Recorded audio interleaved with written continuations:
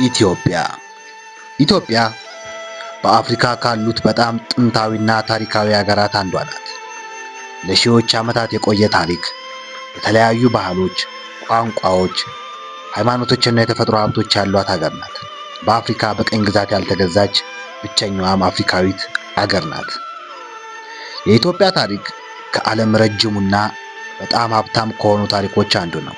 3000 ዓመት ታሪክ የሚለው በተለምዶ በኢትዮጵያ የሚነገረው ታሪካዊ ትረካ ሲሆን ከዚህ ውስጥ አንዳንድ ክፍሎቹ በታሪካዊ ማስረጃ የተደገፉ ናቸው።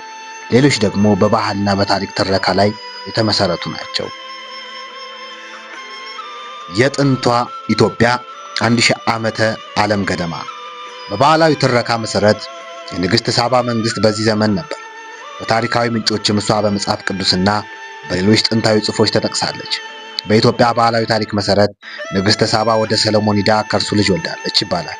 ይህ ታሪክ በክብረ ነገሥት ውስጥ ይገኛል። ነገር ግን በዘመናዊ ታሪክ ጥናት ይህን የሚያረጋግጥ በቂ ታሪካዊ ማስረጃ የለም። የዳአማት መንግስት ከ1400 ዓመተ ዓለም አካባቢ በሰሜን ኢትዮጵያና በዛሬው ኤርትራ ክፍል የነበረ ጥንታዊ መንግስት ነበር። የእርሻ ስርዓት አዳብሯል። የድንጋይ ህንፃዎች ሰርተዋል። ከደቡብ አረቢያ ጋር የንግድ ግንኙነትም ነበረው። የቅርብ ጊዜው የአክሱም መንግስት ከ1ኛ እስከ 10ኛ ክፍለ ዘመን አክሱም በዓለም ከነበሩ ኃያላን መንግስታት አንዱ ነበር። የራሱን ሳንቲም ያትም ነበር። ከሮም ህንድና አረቢያ ጋር ይነግድ ነበር።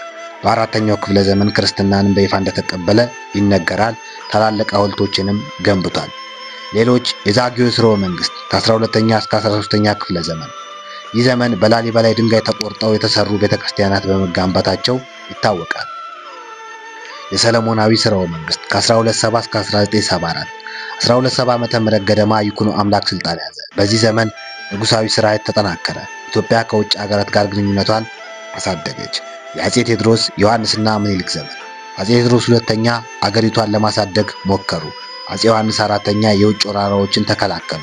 አጼ ምኒልክ ሁለተኛ ዘመናዊቷን ኢትዮጵያ በማጠናከር አስፈላጊ ሚና ተጫወቱ።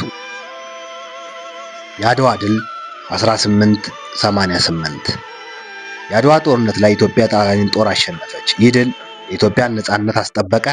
ለብዙ የአፍሪካ ሀገራት የነጻነት ተስፋ ሆነ። የኃይለ ሥላሴ ዘመን። ኃይለ ሥላሴ ከ1922 እስከ 1966 ድረስ ገዙ። 1928 ጣሊያን ኢትዮጵያን ወረረች። 1933 ነጻነቷ ተመለሰ።